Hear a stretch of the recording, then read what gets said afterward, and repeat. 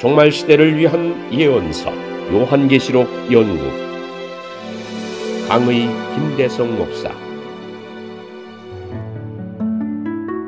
제14강 하늘 성소에 나타난 구속의 계획. 안녕하십니까? 지난번 마지막 시간에 우리가 성소, 성전에 대하여 공부를 했습니다. 하지 않을 수 없었던 것이 계시록의 많은 배경이 성소에서 나타나기 때문에 우리가 성소 공부를 했습니다.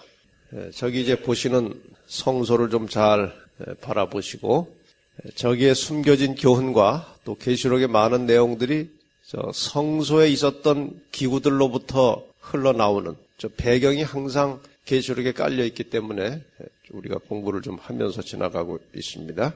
저게 이제 광야에서 사용했던 성막, 성소고, 그 다음에 이제 이스라엘 백성들이 가나안 땅에 들어간 다음에는 성전, 가나안 땅에 들어간 후에 바로 하진 않았습니다. 상당히 오랜 세월이 지난 후에 솔로몬 시대에 와서 그 성막의 구조와 기능을 거의 살린 상태에서 솔로몬이 성전을 지었습니다. 아마 저기 그저 상상해서 지어놓은 하나의 모형도인데 그 안을 좀 보이기 위해서 이쪽 벽을 좀 헐어낸 것 같습니다. 잘 보시면 솔로몬 성전에 저와 같은 모습이 있는데 역시 저 안에도 떡상이 있고 촛대가 있고 향단이 있죠. 여기 지성소가 있고 법궤가 있고 구조는 같습니다. 여기 제단이 있고요. 물두멍이 여기 있고요. 그 다음에 솔로몬 성전이 세월이 지나면서 또 바벨론 포로 이후에 상당 부분 다 이제 망가졌습니다. 그래서 그 다음에 이제 스룹바벨이라고 하는 사람이 주동이 돼서 성전을 다시 복구한 상태, 바벨론 포로 이후에 나중에 다시 복구한 상태를 저렇게 이제 가상적으로 그려본 것입니다. 예수님께서 이 땅에 오셨을 때 성전은 헤롯 성전이라고 하죠. 헤롯 성전. 헤롯 성전은 모양은 나와 있지 않고 상당히 확장해가지고 아주 웅장하고 크게 그 구조를 좀 바꿨습니다.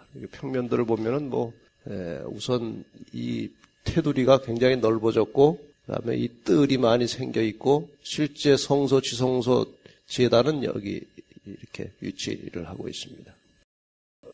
헤롯 성전도 역시 나중에 다 파괴돼 버렸죠. 헤롯 성전은 로마에 의해서 망가졌습니다. 서기 70년에.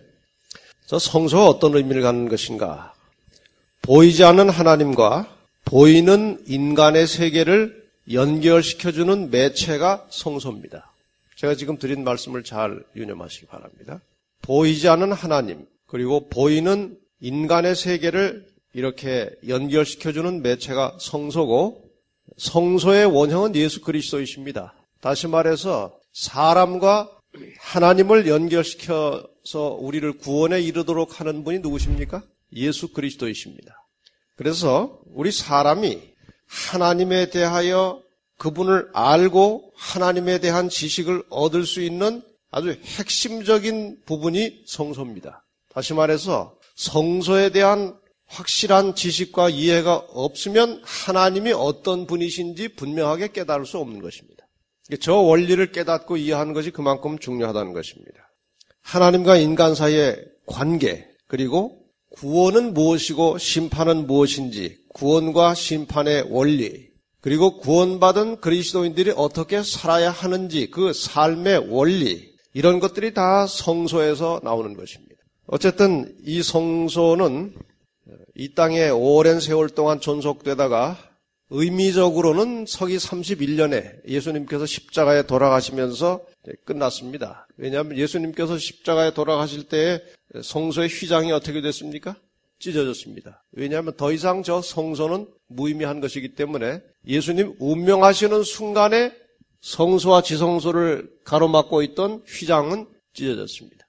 또 이 부분을 상당히 영감적으로 설명해 놓은 한 책에 보면 어떤 현상까지 있었는가 하면은 예수님께서 돌아가신 시간이 몇 시인가 하면은 오후 3시입니다. 오후 3시는 그 성소에서 상번제, 날마다 드리던 제사를 드리는 시간이었습니다. 오전 9시와 오후 3시가 상번제 드리는 시간이었고, 이날도 오후 3시에 그 상번제 습관을 따라서 제사장이 어린 양을 한 마리 데려다가 이제 죽이려고 하는 찰나에 누가 돌아가셨습니까? 예수님께서 돌아가셨을 때 그 양이 제사장의 손을 뿌리치고 도망갔다고 그랬습니다. 왜 그랬을까요? 그 원형 되신 예수께서 운명하셨기 때문에 그 시간에 죽기로 된 양은 죽을 필요가 없었습니다. 그래서 하나님의 특별하신 섭리에 의해서 전에 없던 일이 일어나는데 양이 제사장의 손을 뿌리치고 도망갔다는 것입니다. 그래서 31년에 이제 의미상으로는 이 성소의 역사가 끝났고 실제로는 서기 70년 예루살렘 성전이 로마 군인들에 의해서 완전히 파괴됐습니다. 그러나 새로운 성전 시대가 열렸습니다. 우리의 몸이 하나님의 성전이 된 것입니다. 이건 예수님께서 이미 우리의 몸이 성전인 것을 미리 가르쳐 주셨습니다. 예수님께서 한 번은 예루살렘 성전을 바라보시면서 유대인들에게 말씀하셨습니다. 요한복음 2장 19절에 너희가 이 성전을 헐라 내가 사흘 동안에 일으키리라. 그랬더니 유대인들이 이 사람이 미친 소리 하는구만. 이 성전이 수만 명이 46년에 걸쳐서 지은 것인데 아니 내가 무슨 수로 이 성전이 헐어지면 3일 만에 짓겠다는 것이냐. 그렇게 생각이 된 것입니다. 요한복음 2장 21절에 보면 예수님께서는 이 성전을 가리켜 말씀하신 것이 아니고 성전된 자기 육체를 가리켜 말씀하신 것이라고 했습니다. 이 성전을 헐라 3일 만에 일으키겠다는 말은 무슨 뜻인가요? 너희가 나를 죽일 것이다. 그러나 3일 만에 부활할 것을 미리 말씀하신 것입니다. 그래서 예수님께서 십자가에 돌아가신 후에 이 땅의 성전, 성소는 이제 의미를 잃었고 우리의 몸이 하나님의 성전, 성소, 하나님의 영이 거하시는 처소가 된 것입니다. 그 근거 성경절은 69페이지 아랫부분에 있습니다. 고린도전서 3장 16절 말씀을 우리 다 같이 한번 읽어볼까요? 시작. 너희가 하나님의 성전인 것과 하나님의 성령이 너희 안에 거하시는 것을 알지 못하느냐. 우리 몸은 하나님의 성령이 거하시는 전이라고 말씀하셨습니다.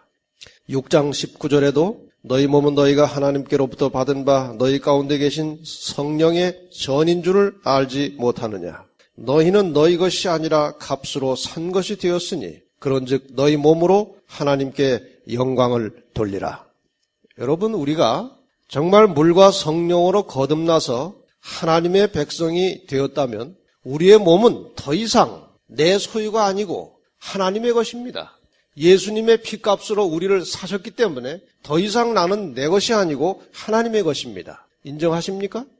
그렇다면 이 몸을 내 것 다루듯이 자기 마음대로 하는 것이 아니고 하나님의 소유물을 다루듯이 다뤄야 하는 것입니다.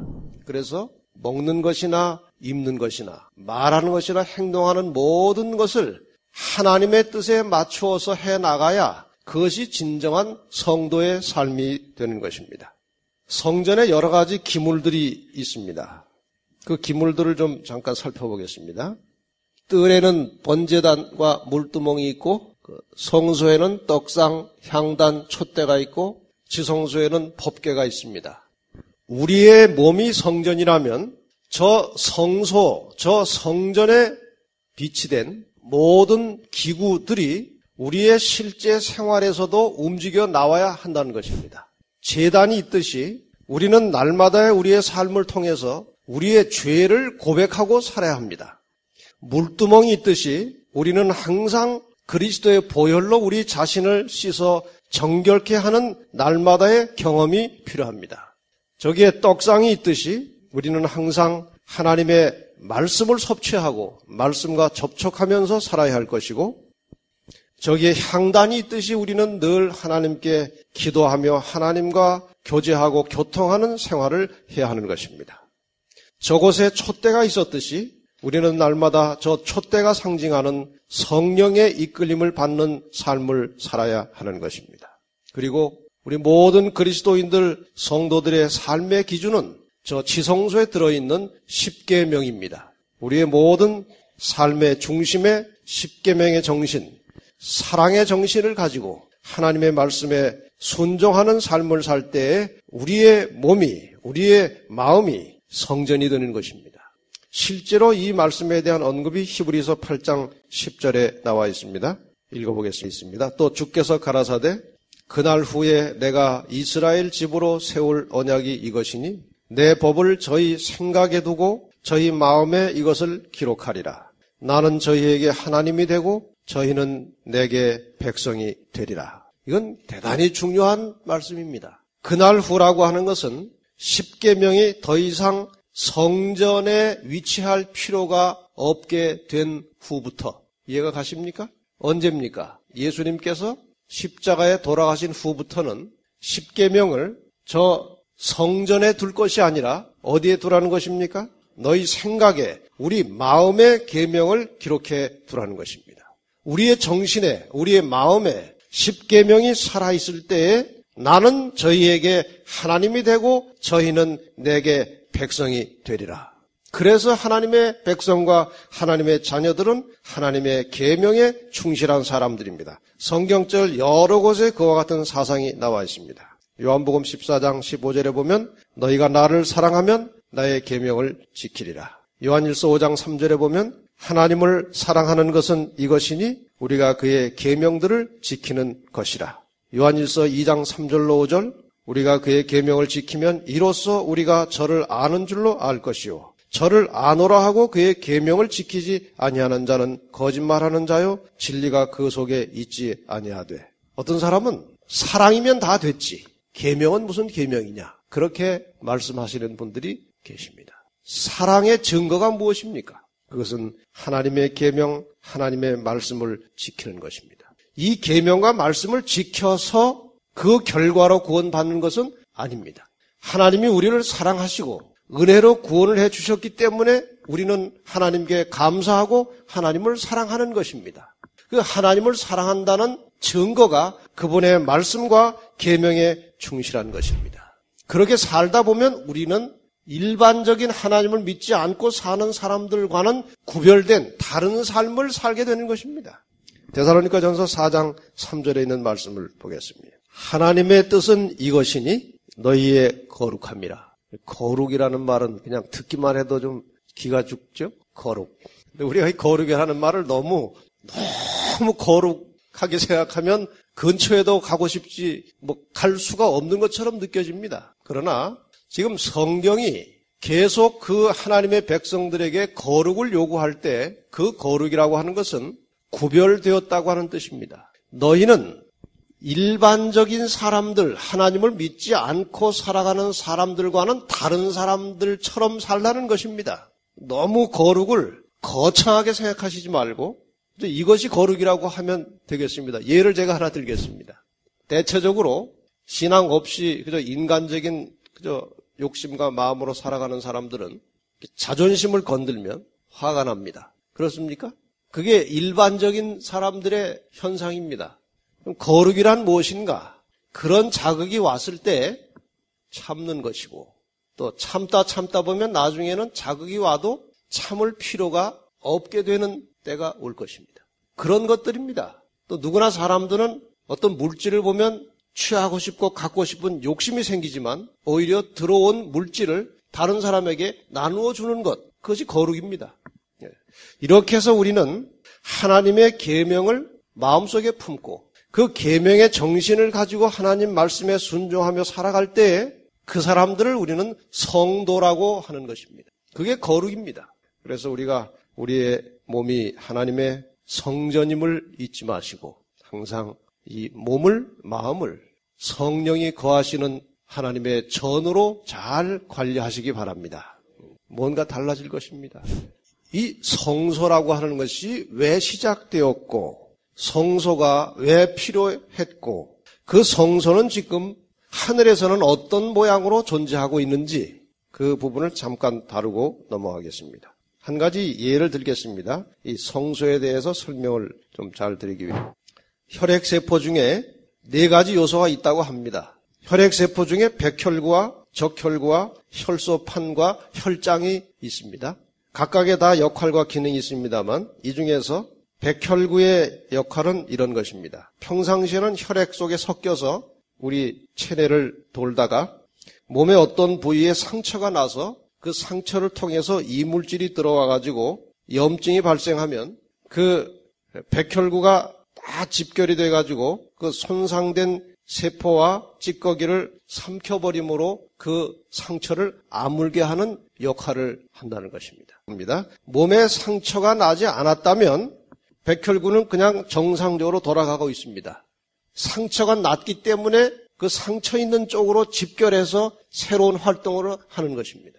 질문을 드리겠습니다. 만약에 아담과 하와가 범죄하지 않고 이 땅에 죄가 들어오지 않았다면 성소가 만들어졌을까요? 안 만들어졌을까요?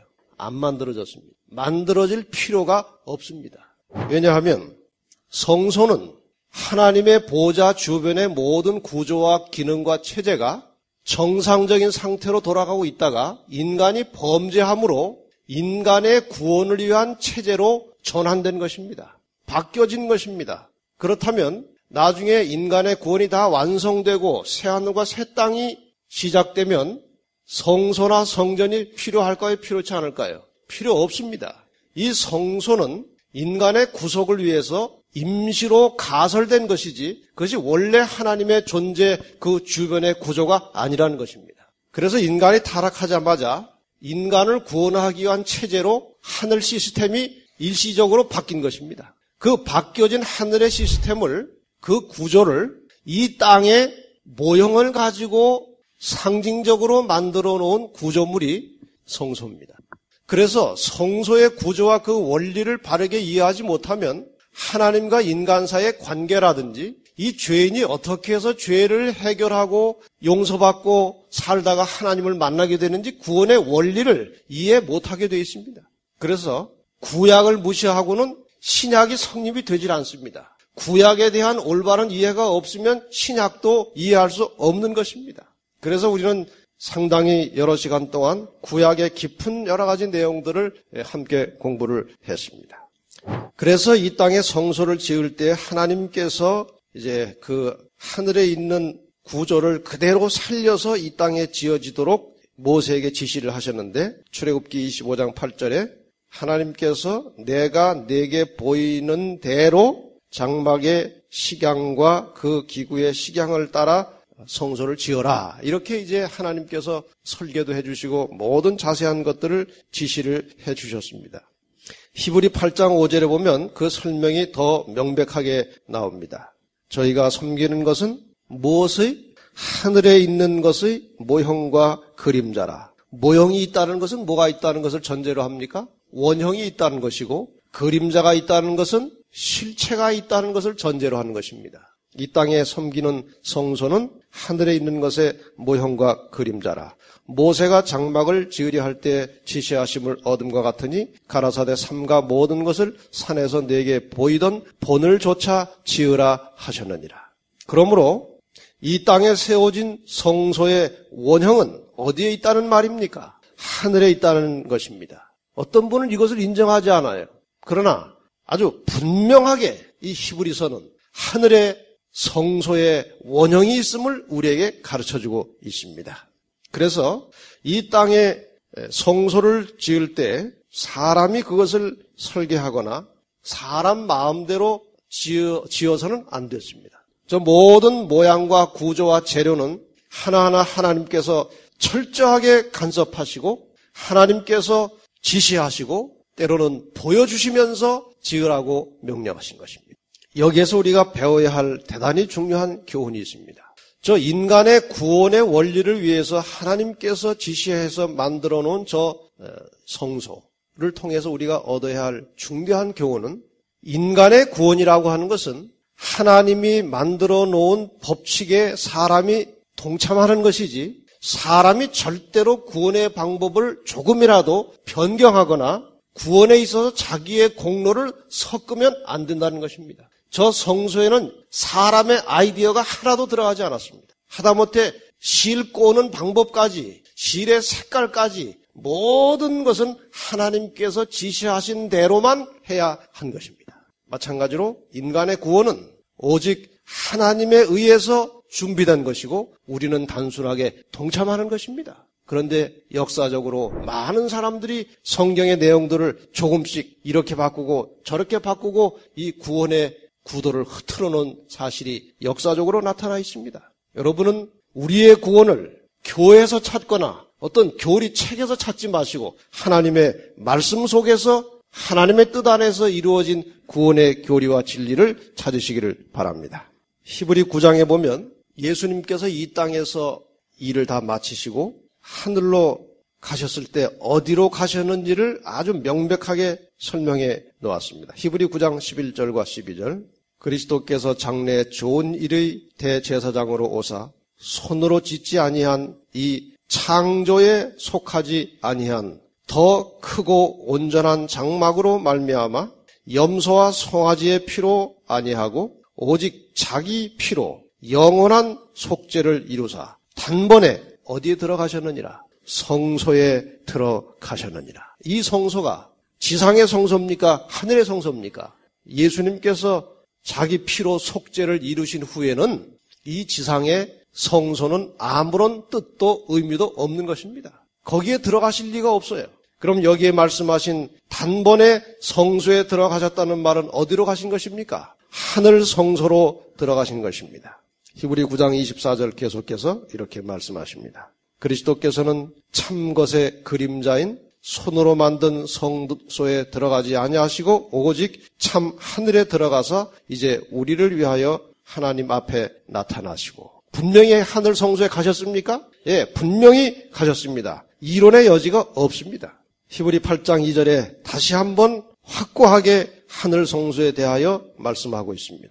그가 하늘에서 위엄의 보좌 우편에 앉으셨으니 성소와 참 장막에 부리는 자라. 이 장막은 주께서 베푸신 것이요 사람이 한 것이 아니니라. 이 땅의 성소는 비록 하나님께서 지시를 하셨지만 누구의 손으로 만든 것입니까? 사람의 손으로 만든 것입니다. 그런데 하늘에 있는 것은 사람이 한 것이 아니고 주께서 만드신 것이다. 주께서 베푸신 것이다. 그렇게 되어 있습니다. 히브리 8장 1절에 하늘에서 지금 어떤 일을 하고 계신지 예수님께서 이렇게 기록하고 있습니다. 이제 하는 말의 중요한 것은 이러한 대제사장이 우리에게 있는 것이라.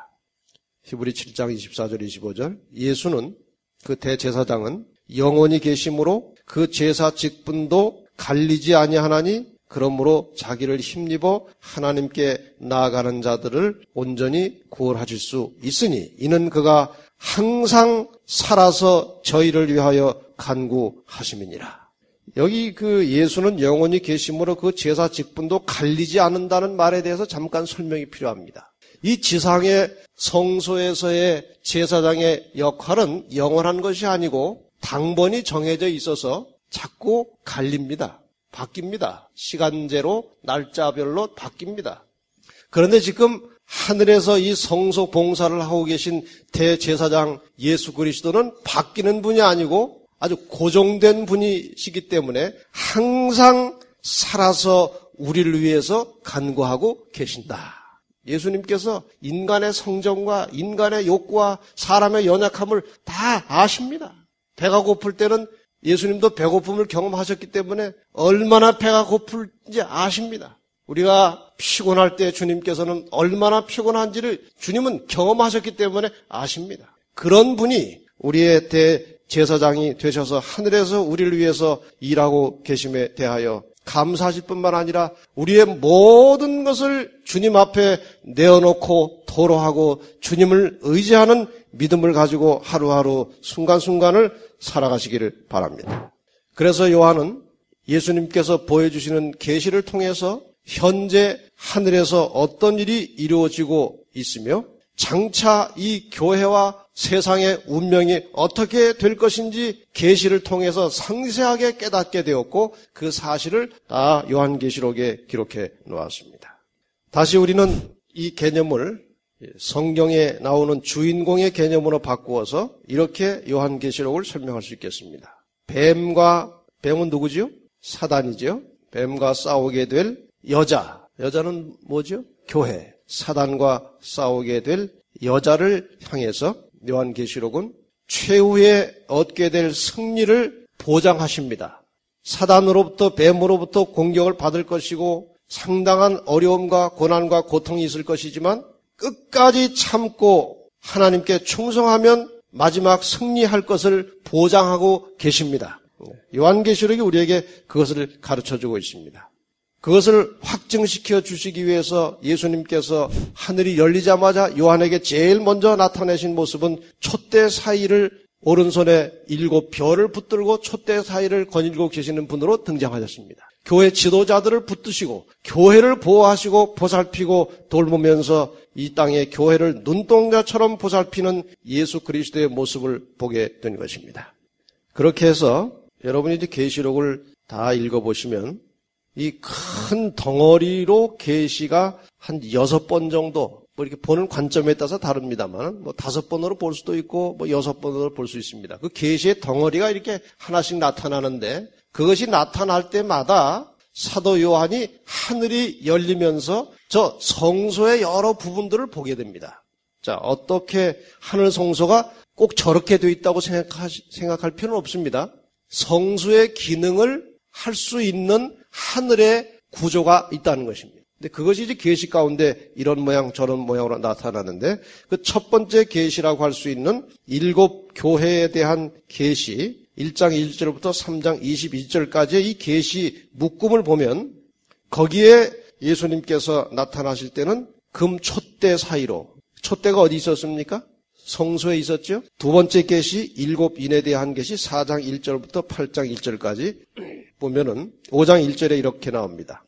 내가 봄에 보좌에 앉으신 이의 오른손에 무엇이 있으니? 책이 있으니 안팎으로 썼고 7인으로 봉하였더라. 그 당시 책이 이런 책입니까? 아니고 두루마리입니다. 두루마리로 이렇게 뚫뚫 말아서 봉함된 책이 있었다고 했고 그 책은 하나님의 말씀을 가리키는 것입니다. 떡상은 무엇을 상징하는 것입니까? 하나님의 말씀을 상징하는 것입니다. 세 번째 계시입니다. 7 나팔에 대한 계시인데요. 8장 2절부터 11장 18절까지의 계시 묶음 속에 8장 3절로 5절에 보면 또 다른 천사가 와서 제단 곁에 서서 무엇을 가지고? 금향로를 가지고 많은 향을 받았으니 이는 모든 성도들의 기도들과 합하여 보좌 앞 금단에 드리고자 합니다. 금단이 나오고 제단이 나오고 금향로가 나오죠. 향연이 성도의 기도와 함께 천사의 손으로부터 하나님 앞으로 올라가는지라. 천사가 향로를 가지고 단 위에 불을 담아다가 땅에 쏟음에 뇌성과 음성과 번개와 지진이 나더라. 참 어렵고 복잡하지만 이 내용은 무엇을 배경으로 나타나는 것입니까? 역시 성소를 배경으로 나타났습니다. 여러분 그림을 보고 제가 설명하겠습니다. 72페이지 그림을 보세요. 성소에 향단이 있지요? 그 향단은 뭐 하는 곳입니까? 향불을 피우는 곳입니다. 근데 향단에 사용하는 향불은 아무 불이나 피우면 안 되고 반드시 제단에서 제물을 태우는데 사용한 그 불씨를 가져다가 향단에 갖다 놔야 합니다. 다른 불을 쓰면 안 되게 되어 있습니다. 레위기 10장 1절에 보면 아론의 두 아들 나답과 아비후가 다른 불을 갖다가 향불 피우다가 즉사했습니다. 이 원리 속에 절대로 인간의 마음대로 해서는 안 됩니다. 그래서 지금 이 부분은 그 배경을 모르면 또 이게 무슨 말인지 하나도 모릅니다. 어쨌든 계시 3도 세 번째 큰 계시도 이런 제단과 향단에 관련된 것입니다. 그럼 제단, 향단, 떡상, 촛대 다 나왔죠? 뭐가 아직 안 나왔습니까? 언약궤가 안 나왔죠? 계시 네 번째 큰 묶음에 11장 19절부터 14장 20절까지 선악의 마지막 쟁투에 대한 계시입니다. 11장 19절에 보면 이에 하늘에 있는 하나님의 무엇이 열리니? 성전이 열리니 성전 안에 하나님의 언약궤가 보이며 또 번개와 음성들과 뇌성과 지진과 큰 우박이 있더라. 언약궤가 또 나타났죠? 보세요.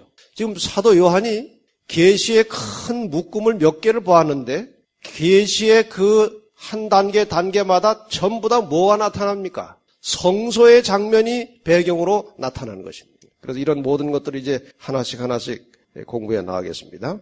나머지 계시들도 15장부터 시작되는 7재앙 또 하나님의 심판에 대한 계시도 그 배경이 하늘 성소와 관련이 있습니다. 15장 5절로 8절에 보면 그리고 그 이후에 전개되는 새하늘과 새 땅에 대한 계시도 이 땅에 내려온 하늘 성소의 모습으로 나타나는데 전혀 새롭게 달라진 성소의 모습으로 이 땅에 또 나타나서 모든 계시가 성소와 관련이 있음을 우리에게 가르쳐주고 있습니다.